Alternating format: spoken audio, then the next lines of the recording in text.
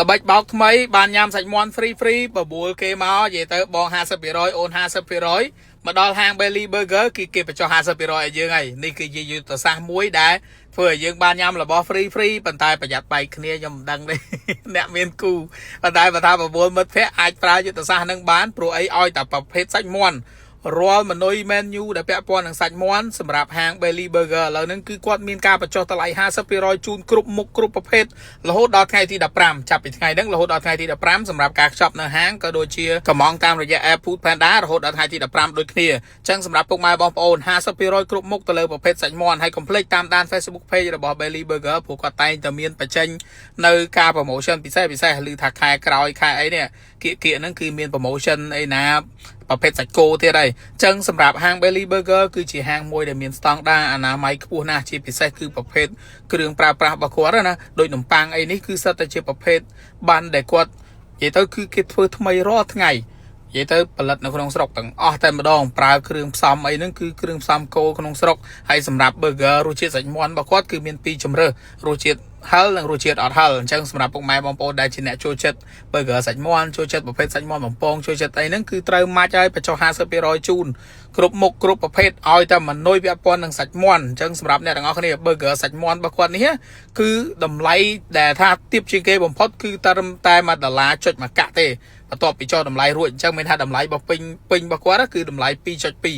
អញ្ចឹងគឺធូរថ្លៃណាស់នៅសល់ burger មួយតម្លៃត្រឹមតែ$1.1 កាក់អញ្ចឹងសម្រាប់នេះគឺជាការផ្ដល់ជូនមិនដែលធ្លាប់មានទេកម្រមានណាស់អញ្ចឹងសម្រាប់ហាង Belly Burger គឺគាត់តែងតែមាន promotion ពិសេសប្លែកៗជាច្រើនជាប្រចាំអញ្ចឹងកុំភ្លេចតាមដានលើ Facebook Page របស់គាត់ហើយនេះគឺរសជាតិ burger សាច់មាន់គឺអ្នកទាំងអស់គ្នាថែម extra cheese ពីលើទៀតគឺកាន់តែពិសេសហើយរាល់សាច់មាន់ទាំងអស់នេះគឺសិតតែជាប្រភេទសាច់មាន់ក្នុងស្រុកអត់មានបកកនាំចូលមកពីណាពីណីរាប់ខែរាប់ឆ្នាំកអីទេគឺសាច់មាន់ស្រស់នៅក្នុងស្រុករបស់យើងដែលគាត់ប្រើយកមកធ្វើ burger ហ្នឹងអញ្ចឹងសម្រាប់ burger របស់គាត់គ្រឿងផ្សំរបស់គាត់ភាគច្រើនគឺគាត់ព្យាយាមយកផលិតផលនៅក្នុងស្រុកដើម្បី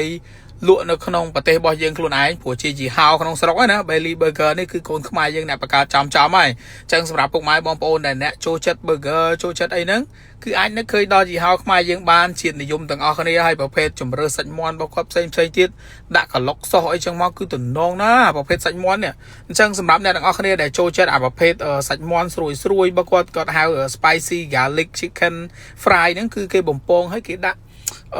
ខ្ទឹមដាក់អីចឹងណាហើយគេក្លុកគេមានប្រភេទតឡងប្រាំងហ្នឹងគឺគេក្លុកហើយគឺគេដាក់វានៅខាងក្រោមដាក់មកគឺទំនងនិយាយការរៀបចំតុបតែងរបស់គាត់ចេញមកស្តង់ដារអនាម័យគឺ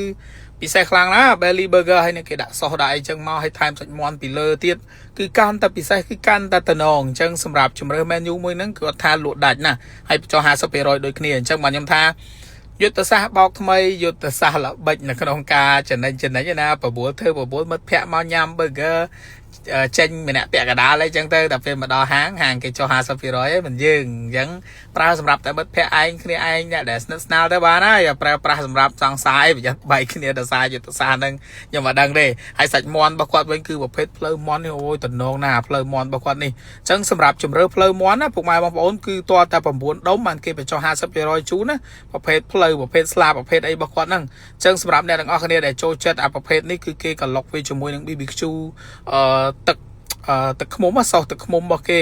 honey garlic អីរបស់គេមិននោះអញ្ចឹងសម្រាប់អ្នកទាំងអស់គ្នាដែលចូលចិត្តប្រភេទទាំងអស់នេះអីគឺត្រូវមកហើយប្រភេទ honey ប្រភេទ BBQ ប្រភេទអីហ្នឹងគឺគាត់មានទាំងអស់គាត់ថាយើងតើទិញ9ដុំឡើងហើយសម្រាប់ burger វិញគឺតំណងហើយជាមួយនឹងប្រភេទ